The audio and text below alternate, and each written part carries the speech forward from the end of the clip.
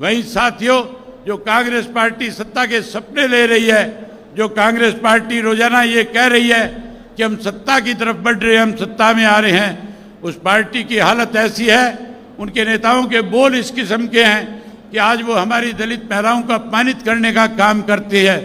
आज उनके नेता इस किस्म की भाषा का प्रयोग करते हैं जो मैं आपके सामने बोल करके बता भी नहीं सकता। आज उनके पास चुनाव लड़ाने के लिए उम्मीदवार भी नहीं है। आज हाशिए पे कांग्रेस आकर के खड़ी हो गई है। आज तो साथियों, कांग्रेस सत्ता में आने के लिए किस तरह के लोगों के साथ लुभावने वायदे करने का काम कर रही है। मैं पिछले दिनों अखबारों में ऐड देख रहा था, उन ऐड में लिखा हुआ था कि अगर कांग्रेस पार्टी सत्ता में आएगी 300 यूनिट बिजली फ्री कर देगी। लिखा हुआ था कि 6000 पेंशन कर देंगे। चौधरी देवीलाल जी ने 100 रुपया पेंशन बढ़ाई थी, आज से 35 वर्ष पहले बढ़ाई थी। वो 100 रुपया आज के 10,000 से भी ज़्यादा है। आज किसी ने पेंशन बढ़ाई तो चौधरी ओम प्रकाश चौटाला जी ने उसको आगे बढ़ाने का काम किया था। साथियों, कांग्रेस के लोग कह रहे हैं 6000 करेंगे।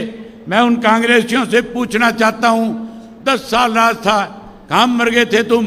तब तुमने पेंशन क्यों नहीं बढ़ाई? आज केवल लालच दिया जा रहा है। ये रीत चौधरी देवीलाल ने चलाई थी, इस रीत को आगे चौधरी ओम प्रकाश चौटाला ने बढ़ाया था और इसको और आगे ले जाने का काम बहुजन समाज पार्टी और इंडियन नेशनल लोकदल पार्टी दोनों मिलकर के करेगी। हम 100 रुपये वाली पेंशन 7500 रुपया महीना करके बुजुर्गों का मान सम्मान बढ़ाने का काम करेंगे। वही साथियों, आज हमारे प्रदेश में बेरोजगारी देश में सबसे ज़्यादा है। 2 लाख से ज़्यादा पद सरकारी नौकरियों के खाली पड़े हैं।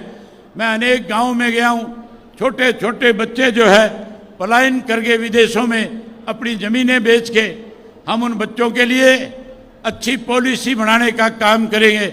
और वहीं हर घर से एक पढ़े लिखे नौजवान बच्चे को, चाहे वो बेटा है बेटी है, उसको सरकारी नौकरी कानून बना करके देने का काम करेंगे। जो बच्चा नौकरी से वंचित रह जाएगा उसे मायूस नहीं होने देंगे। हम उस बच्चे को जब तक नौकरी नहीं लग जाएगा 21,000 रुपया बेरोजगारी भत्ता दे करके उसका मान सम्मान बढ़ाएंगे। वहीं उसके साथ साथ हमारी लाखों हजारों की संख्या में माताएं बहनें आई बैठी है। मोदी इनसे झूठ बोल रहा था, कह रहा था कि मैं माताओं बहनों को चूल्हे से पूछा छुड़ा दूंगा। कहता था घर घर में गैस का कनेक्शन पहुंचा दूंगा, गैस का सिलेंडर मुफ्त में दूंगा। आज कांग्रेस वाले कहते हैं 500 का कर देंगे। ये 10 साल में जो 250 रुपये में चौटाला साहब के राज में मिला करता था, इन्होंने महंगा किया था, महंगाई बढ़ाई थी। ये लोग आज केवल बरगलाने के लिए, आज केवल वोट हासिल करने के लिए इस तरह की बात कहते हैं। आपको माताओं बहनों को चिंता करने की जरूरत नहीं है।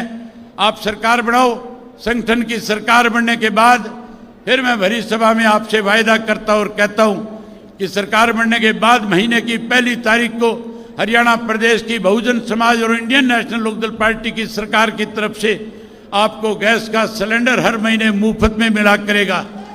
जहां आपको गैस का सिलेंडर फ्री में दूंगा, वहीं माताओं और बहनों को 1100 रुपये उस सिलेंडर के साथ आपके खाते में जमा कराऊंगा ताकि आपकी रसोई बढ़िया चले, किसी किस्म की दिक्कत ना आए। वहीं उसके साथ साथ साथियों 4 काम और करूंगा। मुफ्त में पानी पीने का हर घर में टूंटी पहुंचा करके देने का काम करेंगे। ये तो बिजली के कहते हैं 300 यूनिट माफ करेंगे, मैं कहता हूं बिजली के मीटर पड़वा करके मनोहर लाल खट्टर के घर भिजवा दूंगा। हर किसी को डोमेस्टिक लाइट का 1 नया पैसा बिल नहीं भरना पड़ेगा, पूरा बिजली का बिल माफ करेंगे। सोलर सिस्टम लगाएंगे गांव गांव में और हर गांव में बिजली की सप्लाई मुफ्त में देने का काम करेंगे। वहीं उसके साथ साथ ओल्ड पेंशन स्कीम को भी लागू करेंगे। जिस कांग्रेस ने ओल्ड पेंशन स्कीम खत्म करी थी, मैं कर्मचारियों से कहना चाहूँगा मौका आ गया बदला लेने का। यही तरीका है बदला लेने का। अब आप इसके साथ साथ आपकी पेंशन जहाँ बहाल करूँगा, वहीं कांग्रेस को सबक सिखाओ जिस कांग्रेस ने आपकी पेंशन काटने का काम किया था। जहाँ बिजली और पानी मुफ्त करेंगे, वहीं ऐसे स्कूल गाँव में बना करके दूंगा कि शहर के बच्चे चल करके गांव के स्कूल में पढ़ने आया करेंगे और शिक्षा मुफ्त में प्राप्त करने का काम करेंगे। वहीं उसके साथ साथ परमात्मा ना करे कोई बड़ा बुजुर्ग या कोई भी घर का मेंबर बीमार हो जाए, साथियों कांग्रेस वाले कहते हैं 20 लाख तक का इलाज मुफ्त कराएंगे, कोई कहता है 10 लाख तक का कराएंगे। मैं आपसे भरी सभा में कह रहा हूं, आप सरकार बनाओ, हरियाणा प्रदेश का नागरिक परमात्मा ना करे कभी बीमार हो, हरियाणा स्वच्छ स्टेट बनकर के रहे। अगर कोई बीमार हो जाएगा तो चाहे कलकत्ता बंबई जाके भी इलाज कराए, हम उसका इलाज मुफ्त में कराने का काम करेंगे, एक पैसा उसका खर्च नहीं होने देंगे।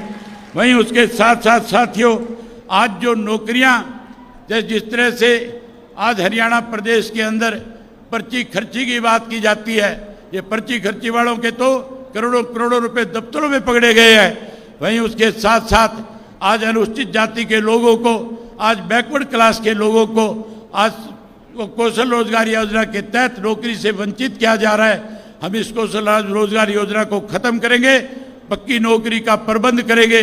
और वहीं उसके साथ साथ जो आंगनवाड़ी वर्कर है, उसके साथ साथ जो आपकी आशा वर्कर है, और उसके साथ साथ जो सफाई का कर्मचारी है, और उसके साथ जो आपका नरेगा का कर्मचारी है, हम उनको पक्का करने का काम करेंगे। वहीं नरेगा के मजदूर की दिहाड़ी 700 रुपया करने का काम करूंगा, और उसके साथ 365 दिन काम मिले इसका भी इंतजाम करके देने का काम करूंगा।